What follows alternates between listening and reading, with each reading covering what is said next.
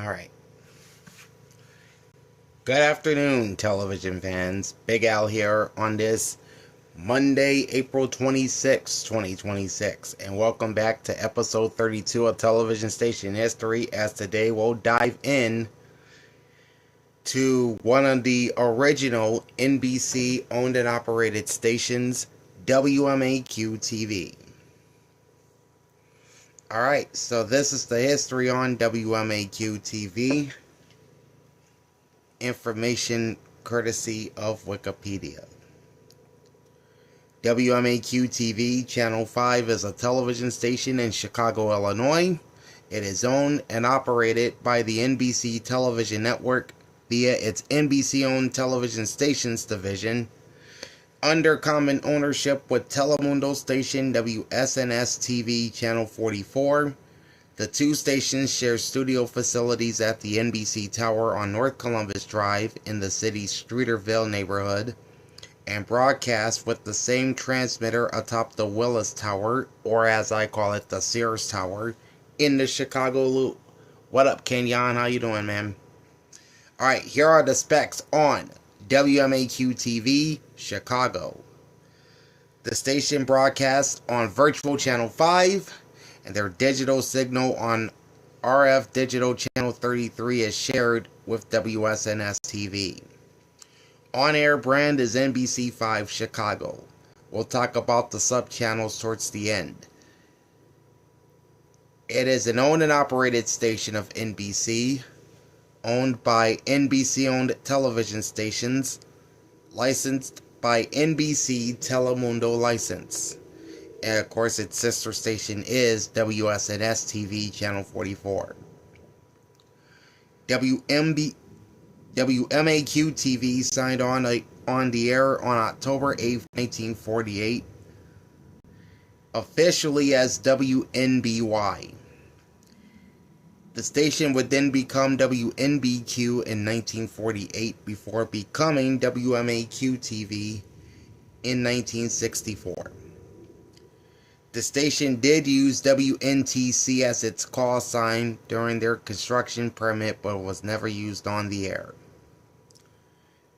WMAQ-TV previously aired on VHF Analog Channel 5 from 1948 till 2009, and their digital signal was on RF Channel 29 until 2019. Call sign meaning is "We must ask questions." Licensing authority is the Federal Communications Commission. Facility ID number is 47905. They broadcast with an effective radiated power of 398 kilowatts. Their transmitter, located atop the Sears Tower, is 1,670 feet above sea level. And their website is www.nbcchicago.com. Now into the history. What's up, Jordan? How you doing? Starting with the early years from 1948 to 1964. The station first signed on the air on October 8, 1948 as WNBQ. It was the fourth television station to sign on in Chicago. It was also the third of NBC's 5 original owned and operated television stations to begin operations, after WNBC-TV in New York City and WRC-TV in Washington, D.C., and before WKYC Cleveland and KNBC in Los Angeles.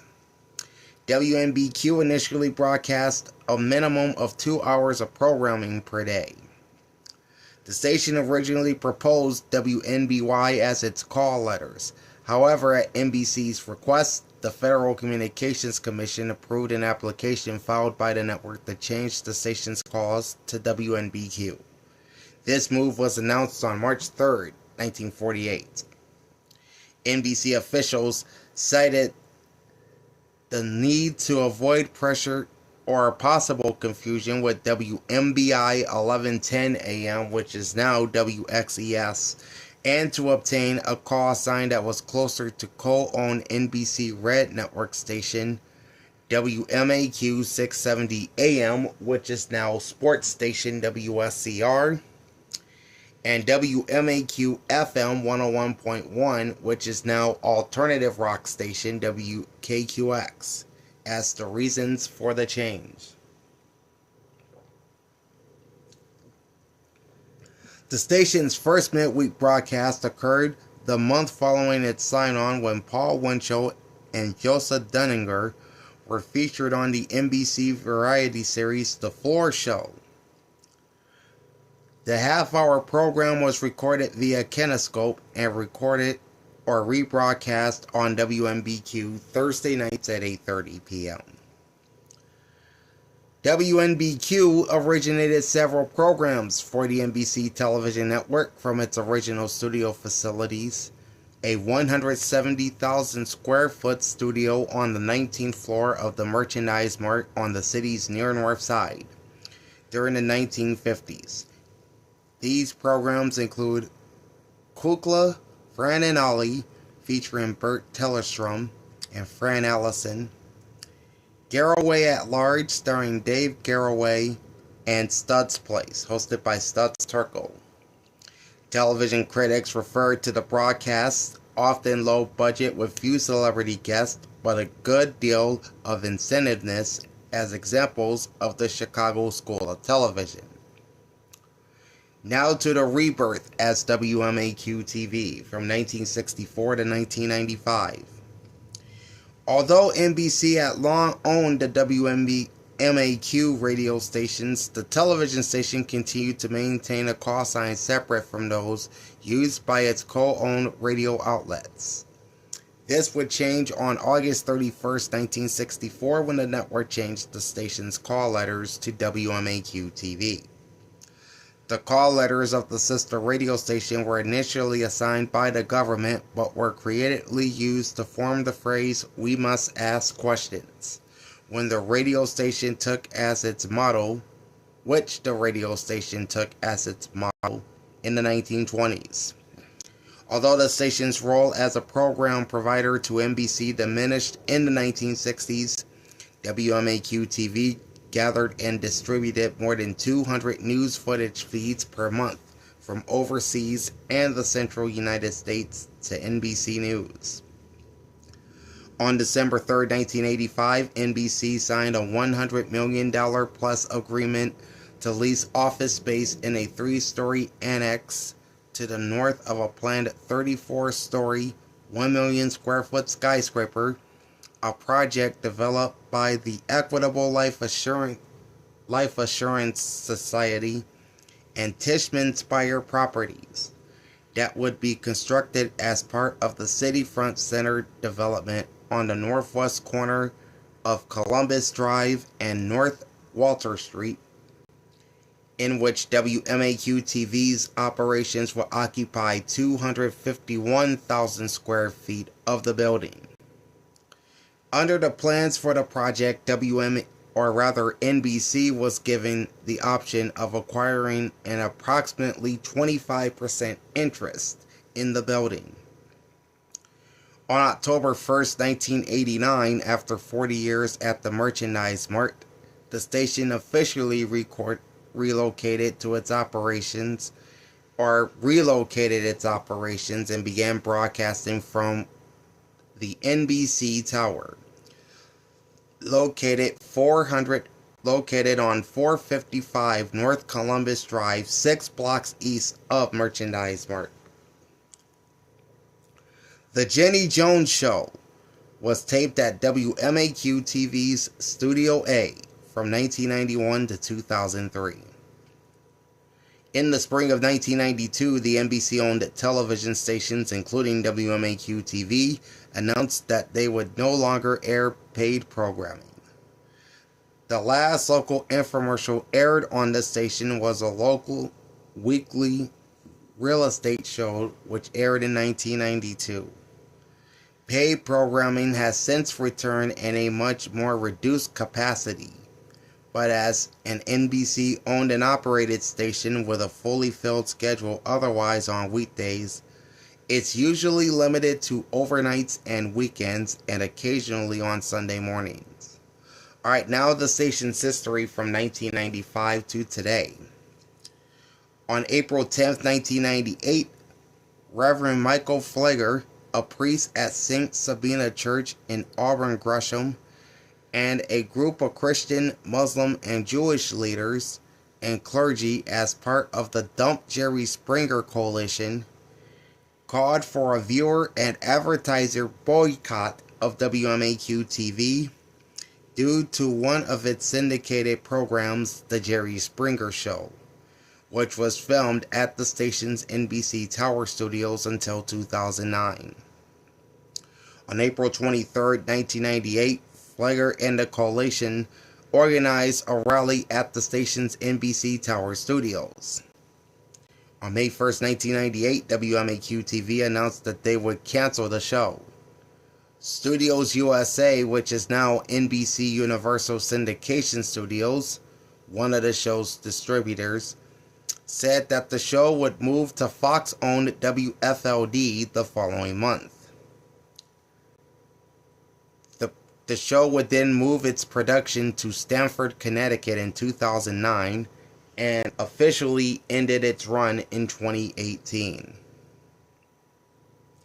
On June 5, 2000, to improve station reception, the station extended its Sears Tower transmitter's western antenna height to 1,730 feet. In July 2000, NBC entered into a local marketing agreement with Ion television station WCPX-TV Channel 38 that indirectly resulted from NBC's partial ownership interest in WCPX-TV network partner PAX TV, again now known as Ion Television, and a related management agreement with that network's owned and operated stations. Under the LMA, the two stations shared certain programs, while WMAQ handled advertising sales services for Channel 38. The agreement also allowed WCPX to air rebroadcasts of Channel 5's 6 and 10 p.m. newscasts on a half-hour delay. The local marketing agreement ended on July 1, 2005 upon PAX's rebranding as Independent Television. On September 6, 2003, WMAQ agreed to lease 4,000 square feet of space at the Equitable Building at 401 North Michigan Avenue, one block east of the NBC Tower, with the intent to build a street-side studio for the Chicago market, the first to be used for live broadcasting purposes by a Chicago television station. On February 26, 2004, WMAQ-TV garnered national attention when Katie Couric, Al Roker, and Lester Holt hosted the Today Show on City Front Plaza to unveil the new studio, which would be known as Studio 5, at the building's northwest corner. The station's morning and noon newscasts were broadcast from the Michigan Avenue facility until February 2013, when the studio was closed and the space within the 401 Michigan Avenue building was put up for sale, at which time production of both newscasts were moved back to the NBC Tower. In November 2007, the FCC proposed to fine Channel 5 $10,000 for failure to publicize the existence and location of its children's television programming reports, in quotation marks of course, because the station did not keep adequate records on commercial limits in children's TV programs. In the fall of 2008, WMAQ-TV's website was relaunched, including a new layout as part of a larger revamp of the websites of NBC's entire owned and operated station group.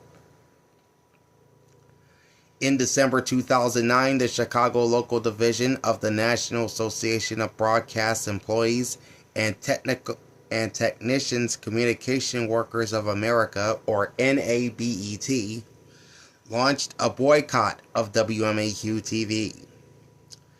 The station spokeswoman told Louis Lazar of the Chicago Sun-Times that they did not comment on the labor-related issues affecting the station.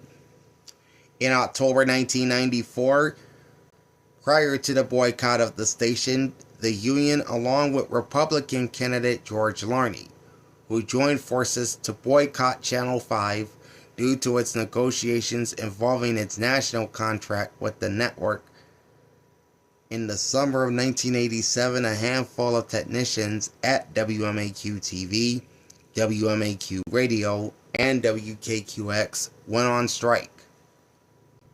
Technicians at other NBC-owned stations in New York, Los Angeles, Washington, D.C., and Cleveland also went on strike as a result.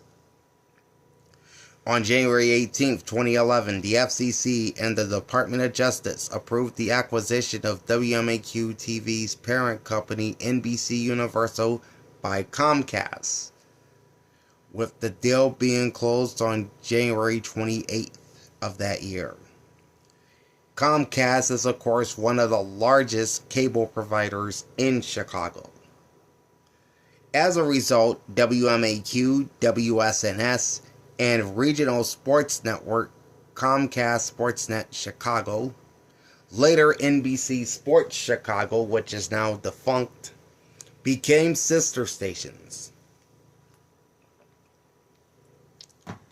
On March 18, 2013, WVIT President and General Manager David Dubler was announced president, or rather appointed president and General Manager of Channel 5, replacing longtime President and GM Larry Wirt, who later became the president of WGN-TV's parent company, Tribune Broadcasting, locally based in Chicago, by the way.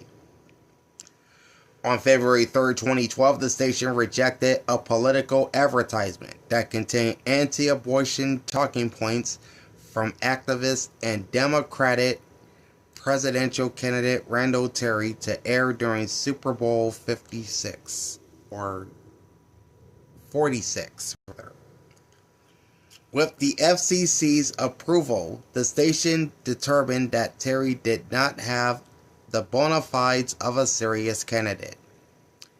The ad included the term Democrat Party, which the Democratic National Committee considers a pejorative label, and it was contrary to the party's pro-choice platform in general. In February 2015, WMAQ and the other NBC-owned stations offered live web-based streaming of programming to subscribers of participating cable and satellite television providers, as provided through TV Everywhere mobile apps. A month later, in March 2015, WMAQ, WSNS, and Comcast Sportsnet Chicago, along with sister stations in New York, Los Angeles, Dallas-Fort Worth, Miami, Philadelphia, and San Francisco, went live on Sony's internet television service PlayStation Vue as part of its access package. 2 years later, in April 2017, WMAQ-TV, WSNS, and NBC Sports Chicago, along with sister stations in New York, Los Angeles, Philadelphia, and San Francisco, went live on YouTube TV. On April 20th, 2021, Kevin Cross, the Senior Vice President and General Manager of NBC Sports Chicago, was officially appointed as President and General Manager of Channel 5, beginning in June, taking over from David Dubler, who retired after 8 years at the station. Cross became the first president of NBC Universal's Chicago Broadcasting Properties and the second black president of the station in 25 years. Moving on to programming, beginning with syndicated programming. As of September 2021, syndicated programming broadcast by WMAQ-TV includes Access Hollywood, which includes its afternoon counterpart, and The Kelly Clarkson Show, all of which are being distributed by corporate sister NBC Universal Syndication Studios. Programming irregularities. WMAQ-TV was one of 4 NBC-owned stations, along with sister stations WCAU in Philadelphia, WRC-TV in Washington, D.C., and KNSD in San Diego, that did not carry Access Hollywood Live. The talk show spinoff of Access Hollywood aired from the program's NBC owned and operated debut in September 2010 until September 2014, when all 4 stations dropped the program due to low local viewership in those markets. On September 17, 2015, WMAQ-TV and the City of Chicago announced a partnership to broadcast the city's New Year's Eve celebrations entitled Chi-Town Rising, a special also syndicated to NBC affiliates across the Midwest. The inaugural 2015-2016 edition began on New Year's Eve of 2015 and became the highest rated New Year's Eve television event with a 12.2 household rating and an 11.2 to 14.7 rating among the age group 25 through 54. On September 1st, 2016, it was announced the event would return on New Year's Eve 2016. The New Year's Eve event was watched by 335,911 households and gained a 9.7 rating and 25 share, but lost to WLS-TV's Countdown Chicago 2017, which had 425,949 households, a 12.3 rating, and a 31 share. On September 11, 2017, WMAQ-TV, Arena Partners, and Choose Chicago announced that Chi-Town Rising would not return for 2017. The station had numerous replacement specials, including New Year's Eve Live in Chicago from 2017 to 2020, which would later be renamed as New Year's Eve in Chicago for 2020-2021 due to the COVID-19 pandemic, and a very Chicago New Year beginning in 2021. Now to sports programming. Beginning with the Bank of America Chicago Marathon and Bank of America Shamrock Shuffle 8K. From 2001 to 2002, and again since 2008 with the exception of 2020 due to the event's cancellation resulting from the COVID-19 pandemic, WMAQ has served as an official broadcaster of the Chicago Marathon, which is held annually every second Sunday in October. Because of its commitments to air the event, the station has had to reschedule NBC News programs preempted or delayed by the telecast of the marathon. Since 2012, WMAQ, through their station's official website, NBCChicago.com, currently serves as an official web broadcaster of the Bank of America Shamrock Shuffle. On June 15, 2017, the Bank of America Chicago Marathon, the Bank of America Shamrock Shuffle 8K, and WMAQ-TV announced they will extend their partnership. Sister Telemundo station WSNS-TV announced they would air the marathon in Spanish, beginning with the 40th anniversary of the running of the marathon on October 8, 2017. Then, on December 10, 2020, the marathon, the 8K Shuffle, WMAQ, and WSNS announced that they will extend their partnership again for 3 more years beginning in 2021 and would cover it through at least 2023. Chicago Fire Soccer Club. In 2012, WMAQ-TV partnered with the Chicago Fire Soccer Club, now Chicago Fire FC, to carry its matches in the 2012 season live on its NBC Chicago Nonstop subchannel. The local free-to-air rights to the Chicago Fire Soccer Club matches would move to WPWR-TV Channel 50 in 2013. The Chicago Blackhawks and Chicago Bulls. In 2023, WMAQ simulcast 2 Blackhawks and 2 Bulls games broadcast by sister network NBC Sports Chicago. Now to the news operation. WMAQ-TV presently broadcasts 41 hours and 25 minutes of locally produced newscasts each week, with 6 hours and 35 minutes each weekday, 4 hours on Saturdays, and 4.5 hours on Sundays. In addition, the station produces the half-hour sports highlight program Sports Sunday, which airs Sunday evenings after the 10 p.m. news. News department history beginning with the 1990s. In January 1991, WMAQ announced plans to launch the Suburban News Source, a 24-hour local cable news channel featuring 4.5-minute long inserts of news headlines specific to suburban locations, placed within live simulcasts of the station's noon, 4 p.m., and 6 p.m. newscasts.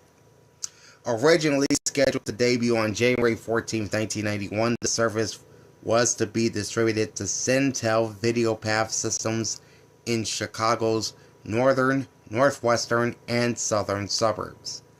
However, the station's launch was postponed 3 times due to logistical issues and demands by cable providers to gain a share of the service's advertising revenues. Station management scrapped plans for the channel in June 1991. On August 24, 1998, WMAQ debuted NBC5 Chicago Daytime, a 1-hour daily lifestyle and entertainment show. The program was hosted by, I think that's Ken Rosati, it just says Rosati, and Nasita Kwan alongside meteorologist Byron Miranda. The show was reduced to a half-hour on April 26, 1999.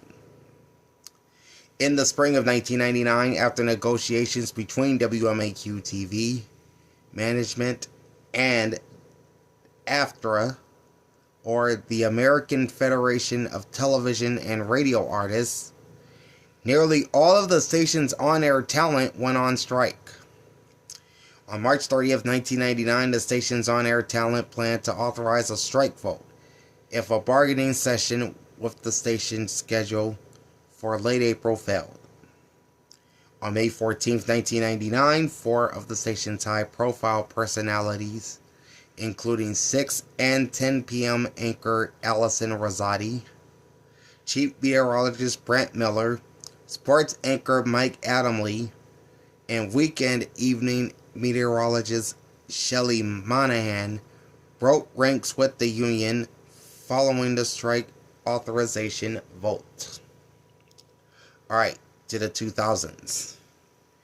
In the early fall of 2006, additional changes were made to WMAQ's early evening lineup. On September 18th, the station moved the afternoon newscast with Surratt and Brooks to 4 p.m. and moved the news magazine show Extra to 4:30.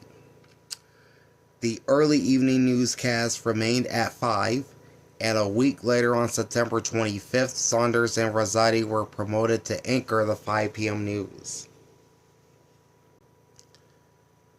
On January 14, 2008, WMAQ-TV became the second television station in the Chicago market, following WLS-TV, to broadcast its local news in high definition. Only in-studio footage and some of the remote footage from the field were presented in HD, while most remote footage was in standard definition using a mixture of 16:9 widescreen and 4:3 cameras. In March 2008, Johnson was demoted from the weekday newscast but continued his reporting work. Elgis was promoted to weekday morning anchor. On January 12, 2009, WMAQ and Fox-owned and operated WFLD Channel 32 entered into a local news service agreement in which the two stations would share helicopter footage. This agreement reportedly paved the way for a larger pooling effort between the two stations. In the spring of 2009, Channel 5 laid off an undisclosed number of employees. In addition, they would cancel the Sunday morning newscast due to budget cuts at the station. The Sunday morning newscast would be revived on November 7, 2010.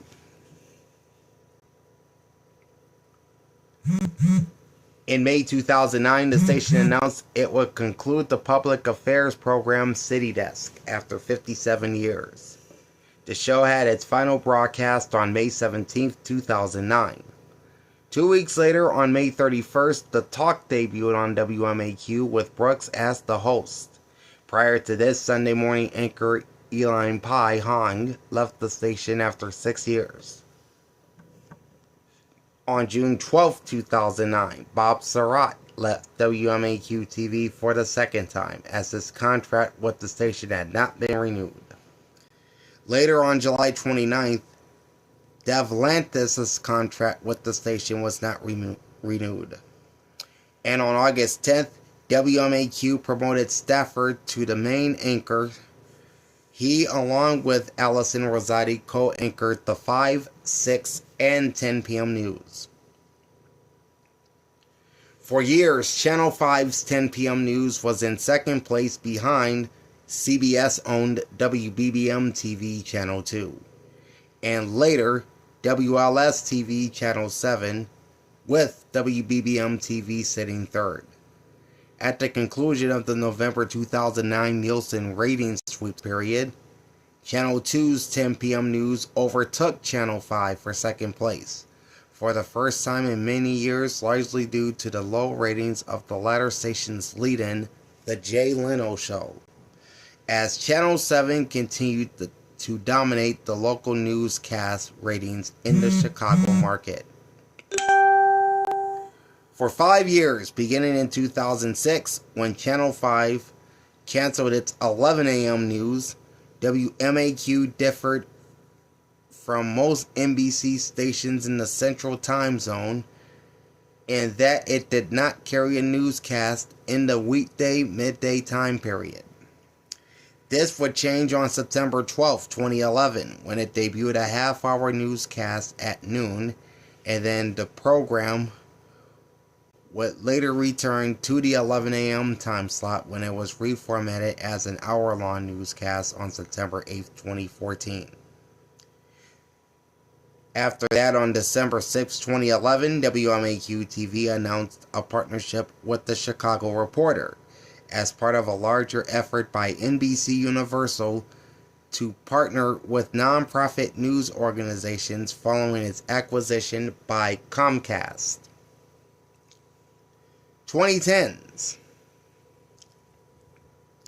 In January 2012, WMAQ-TV announced testing a news partnership with Merlin Media's WIQI 101.1 FM, now WKQX, to use audio from all of Channel 5's newscasts, including morning, noon, afternoon, 5 p.m., 6 p.m., and 10 p.m., as well as the sharing of assignments and online content between the two stations.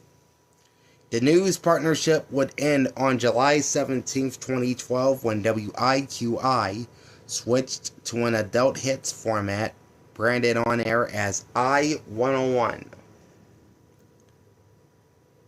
On July 27, 2013, WMAQ expanded its weekend morning newscast with the early edition of the program on both days, expanding to 2 hours, with the addition of an hour-long broadcast at 5 a.m., previously 6 a.m., and an additional half hour added at 10 a.m. on Sundays. On February 9, 2014, the Chicago Sun-Times announced that it would end its content partnership with Channel 5 and enter into a new contract agreement with ABC-owned station WLS-TV Channel 7. And that took place on February 10, 2014.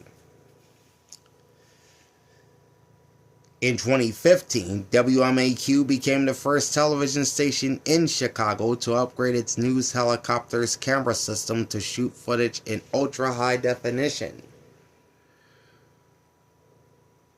On August 24th, WMAQ expanded its weekday morning newscast to 3 hours, with the addition of a half hour at 4 a.m., becoming the second Chicago TV station to expand into the 4 a.m. time slot, possibly to compete with WGN-TV Channel 9, which began expanding its weekday morning newscast into the 4 a.m. time period in July 2011.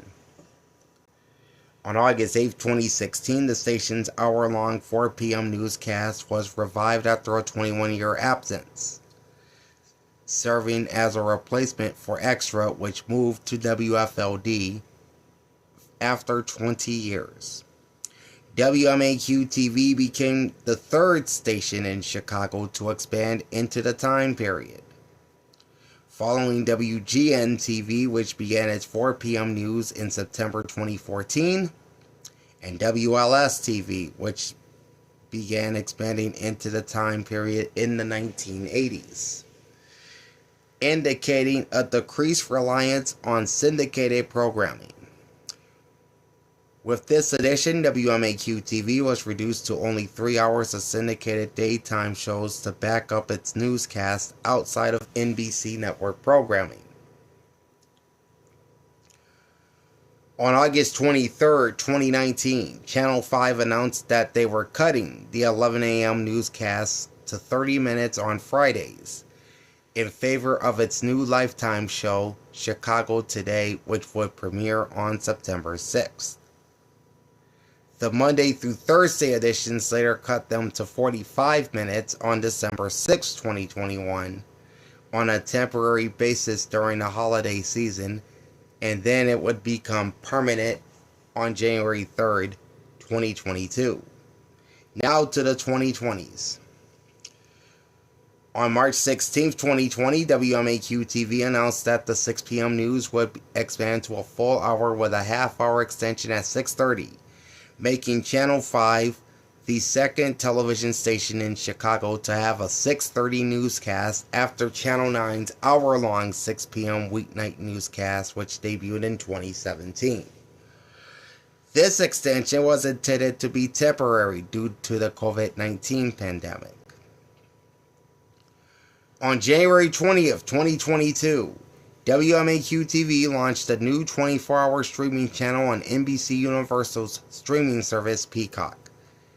NBC Chicago News features simulcasts and encores of the station's newscasts, as well as original content made for the channel. Prior to the launch of the streaming channel, the station had a curated playlist available on the streaming service since its April 2020 launch.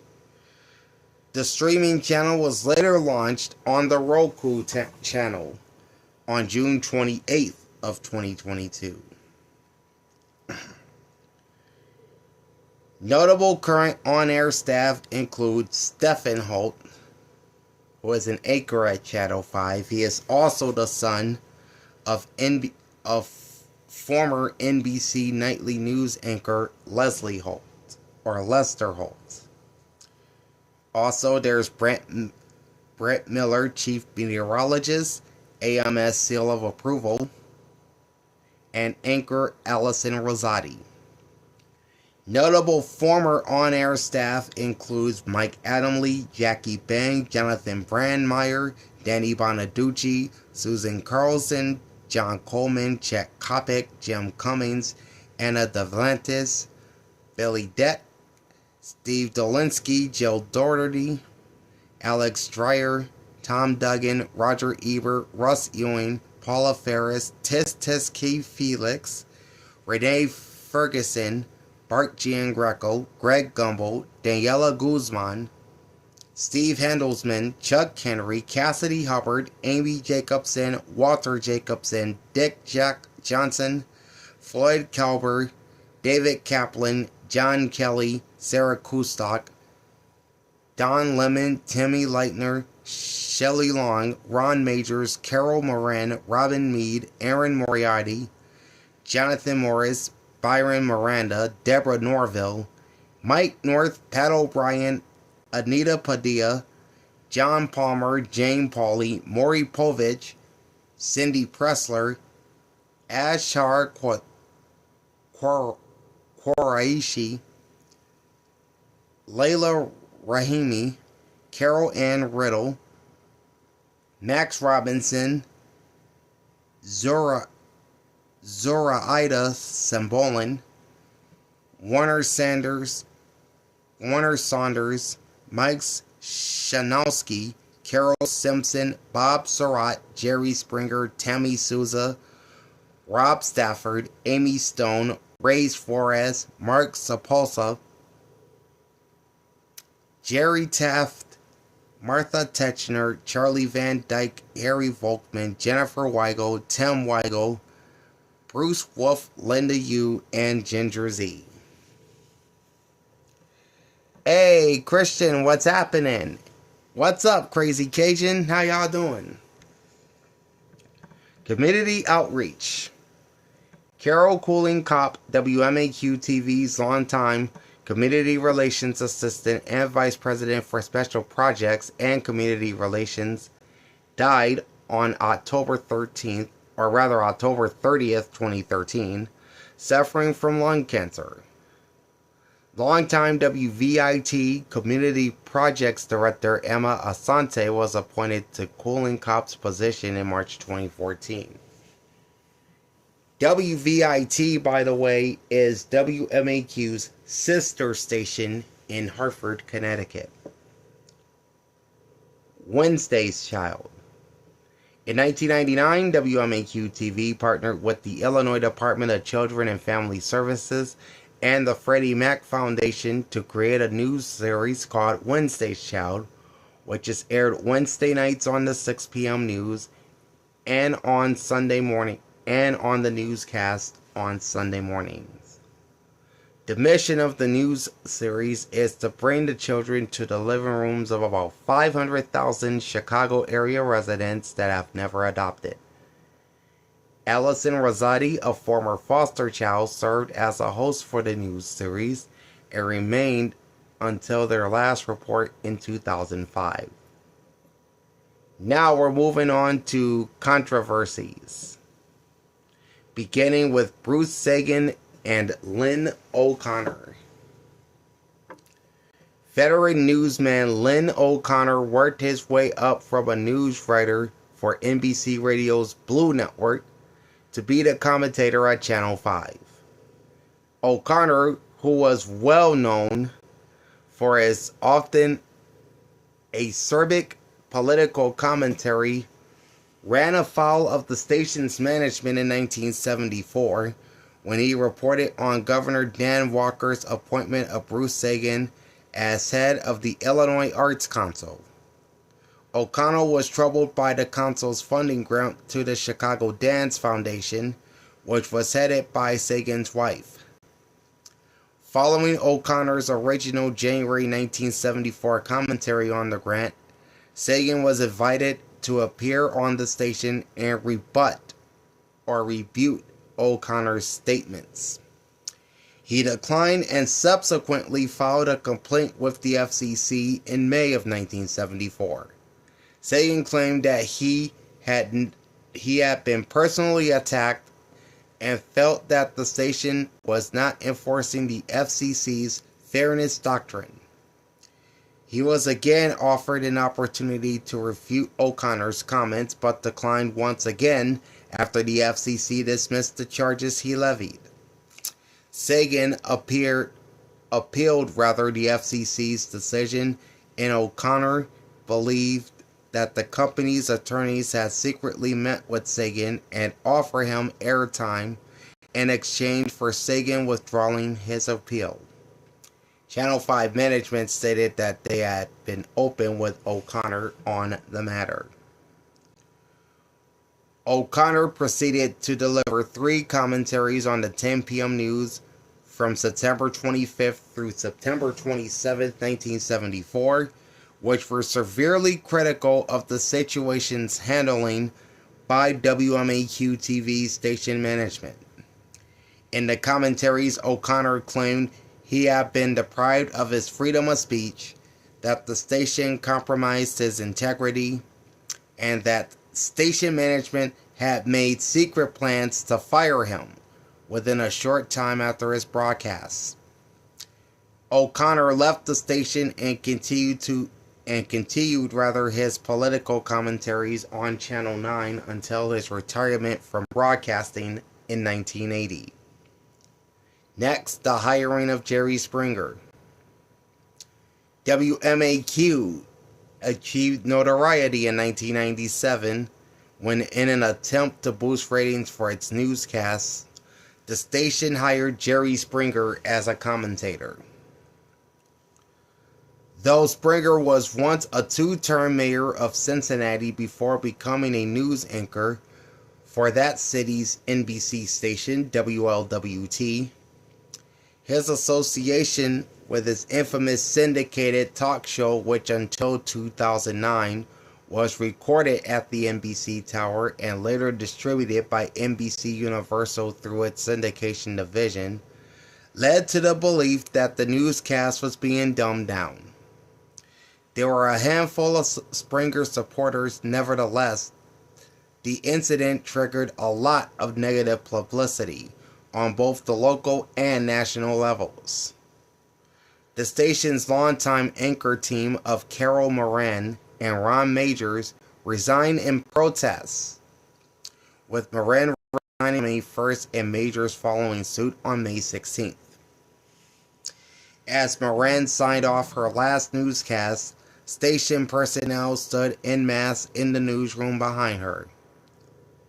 Channel 5's newscast at that time originated from a studio that operated into the station's newsroom, in a symbolic show of support for her decision to resign. Ratings declined, with the station's newscast losing 20% of its audience after the November 1997 sweeps period. I know that's right, Cajun. I can't wait to get back. Springer only made 2 commentaries before he resigned on May 8th, feeling unhappy with the criticism he received.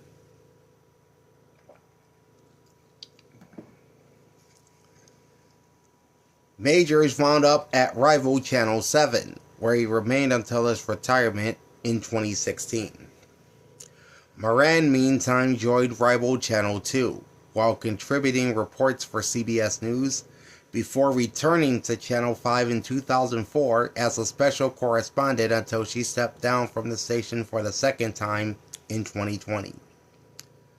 Lyle Banks, who has hired Springer as a commentator, was fired from his position as general manager in January 1998 and was replaced by Larry Wirt, who served as WMAQ's president and GM until 2013, when he left to become the president of Tribune Broadcasting, the then parent of WGN-TV Channel 9. 5 months later, on May 20th, Cheatwood resigned as news director and was replaced by former Channel 7 news director Frank Whitaker, who served as WMAQ's news director until 1999, when he was promoted to vice president of news, where he remains today. Alright, next we have Amy Jacobson and Craig Stebick. On July 10, 2007, Amy Jacobson, who had been a reporter at Channel 5 since 1997, negotiated her exit with the station after the release of a videotape in which she and her two sons were spotted at the home of Craig Stebick, with Jacobson clad in a bikini. Craig's wife, Lisa Stebick, was missing and had not been found as of that date. The incident raised the issue whether Jacobson crossed a journalistic ethical line by being friendly with the subject of the story. The video of Jacobson at Craig Stebick's home was obtained by rival WMAQ-TV, either taken by or given to its news department, which posted the entire 6-minute video on its website. In 2008, Jacobson filed a libel lawsuit against Channel 2 for $1 million after the video was posted. The suit was thrown out by an Illinois judge in July 2013. Next up is the Pat Quinn campaign commercial. In October 2014, WMAQ-TV strongly objected to a video clip from one of its news reports appearing in a commercial for Governor Pat Quinn's re-election campaign. The commercial included an excerpt from a news report about Bruce Rauner and an audio clip of reporter Carol Marin, based on the joint investigation by the station and its former news partner, the Chicago Sun-Times, reported by Marin, producer Don Mosley, and Sun-Times political reporter Dave McKinney into Rauner's business practices. On October 10, 2014, the station released a statement on the 10 p.m. news and on the station's website that said that the station is required by law to air campaign commercials bought by bona fide candidates for public office, and the commercial is not an endorsement of Governor Quinn by Marin and WMAQ-TV. Finally, the death of John Hung.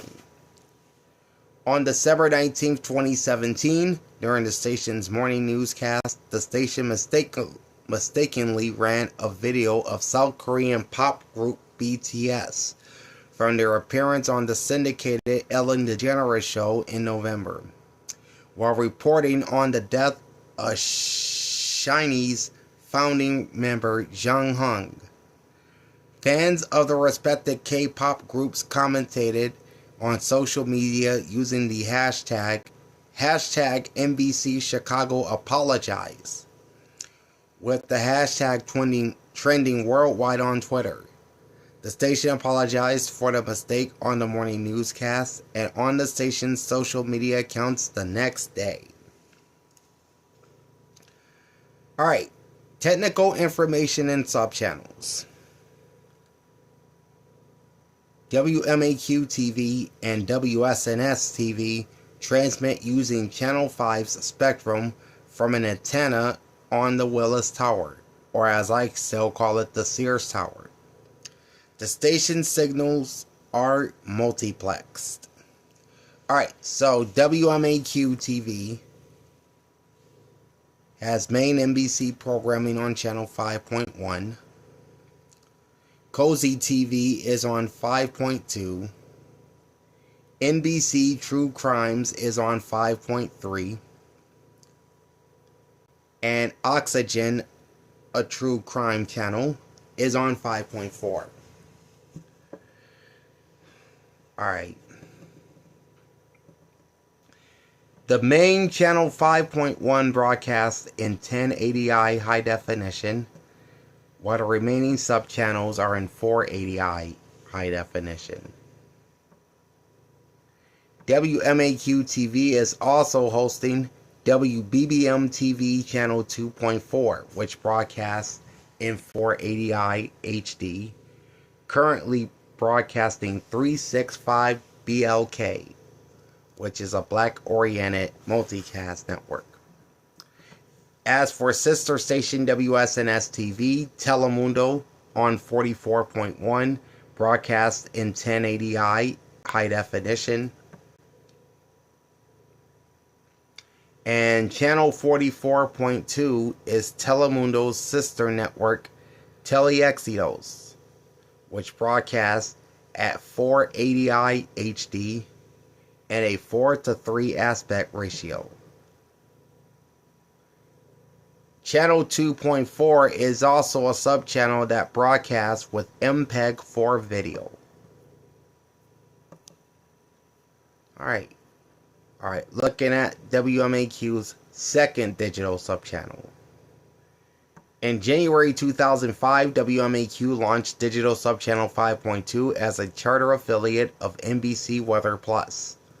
On December 1st, 2008, the Weather Network ceased national broadcasts, although afterward as NBC Plus. The subchannel continued to provide local weather maps and traffic reports, as well as raw coverage of various live events, including Barack Obama's victory rally in Grant Park and Governor Rod Blagojevich's impeachment trial. On November 1st, 2010, WMAQ launched NBC Chicago Nonstop, a news and lifestyle network featuring local programming and programs produced by corporate sister LXTV.